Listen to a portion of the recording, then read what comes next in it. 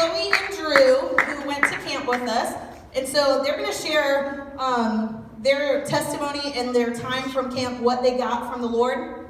And then we have Trina up here, and she went on our mission trip to Colombia. So she's going to share just what God did in her there. And then we have Emilio, who is going to be sharing his experience. Because I know sometimes we can hear testimonies from camps and from mission trips and feel left out or be like, I can't like really identify with that, or like I'm struggling to really feel like I can connect with that because I didn't have those experiences, didn't share those experiences with them.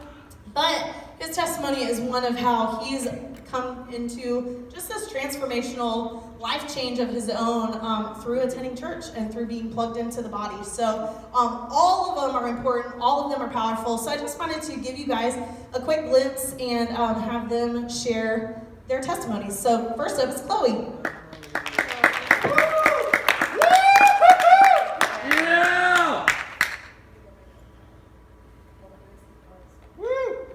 Yeah. Okay, so when I went to camp, this is my second time going to summer camp. It was super fun, but one of the main things that I learned that the speaker talked about was a thing called dual citizenship. And when he was talking about dual citizenship, it like really connected to me.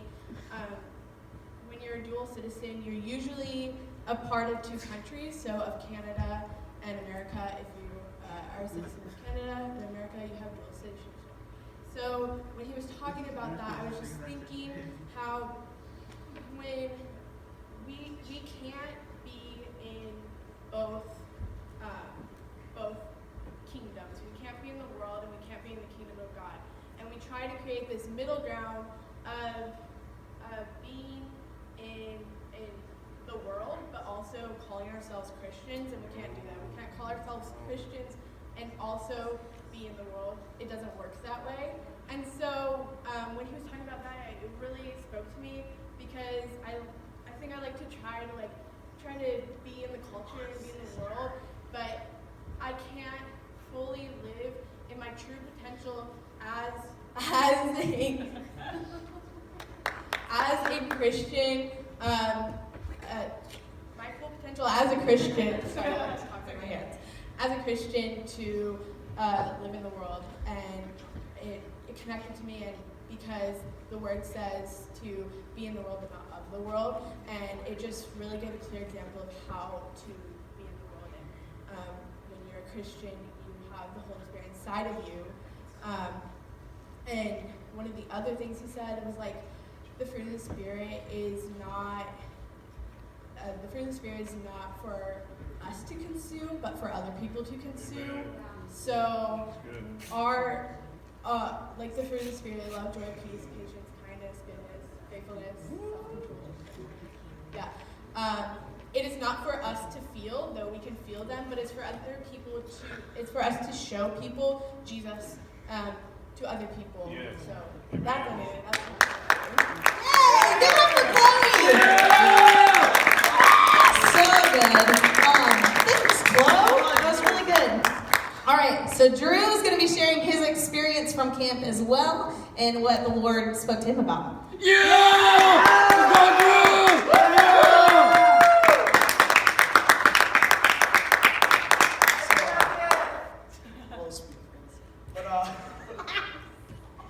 I think one of the things I learned about camp, which I'm kind of right off color right here, was dual citizenship.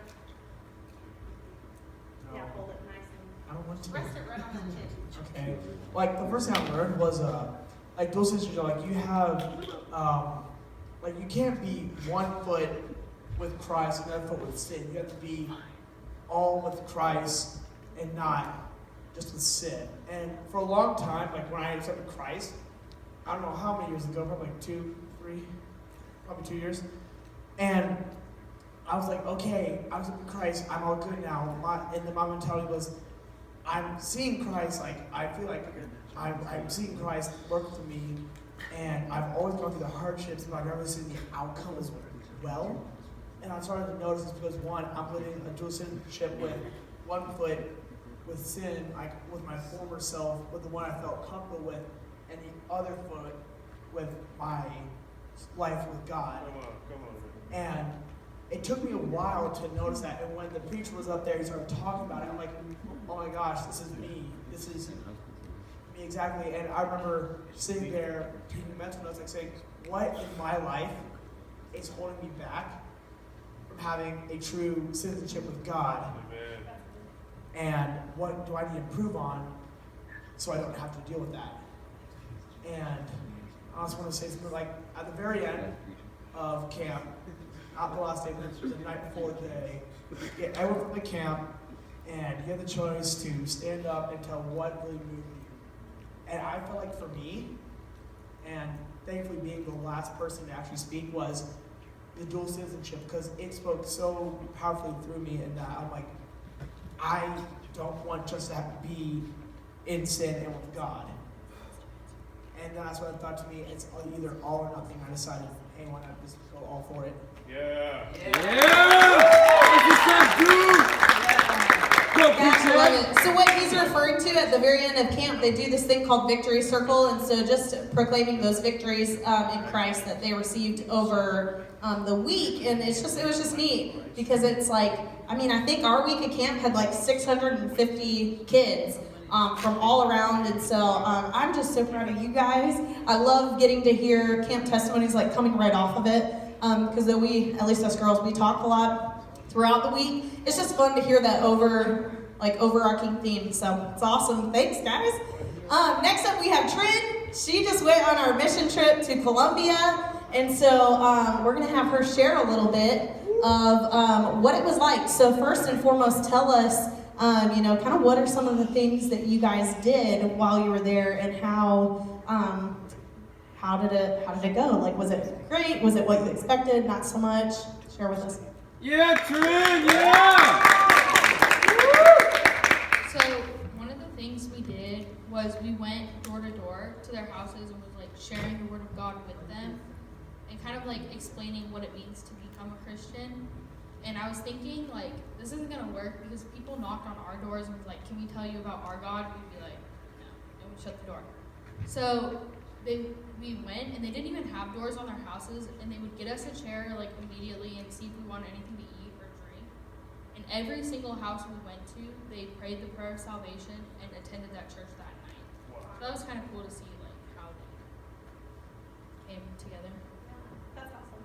What was probably the most impactful moment for you that just made everything click, or maybe some things you'd been dealing with? Was there ever a moment that it was like, oh my gosh, like, this is all what it was for, or something like that? Maybe what you were expecting going into camp, whether you were into the mission trip, whether you knew or not. Have that moment where you were like, wow. Okay, so we would hold crusades where we would like give a message and then share something with them, and then we could have prayer lines. So it was like the end of our last crusade, I think, and this little boy came up and was just like, I just want prayer for my stomach because my stomach hurts. And so we prayed for that, and then he started crying, and he was kind of like, we were really confused. And so we found out like his parents were beating him, and we prayed for him, and then like he came back the next day and was kind of like, something happened and they're nicer to me, and that kind of was like a shock for me. And then what would you say the difference is between, obviously living and growing up in America and then going to Colombia?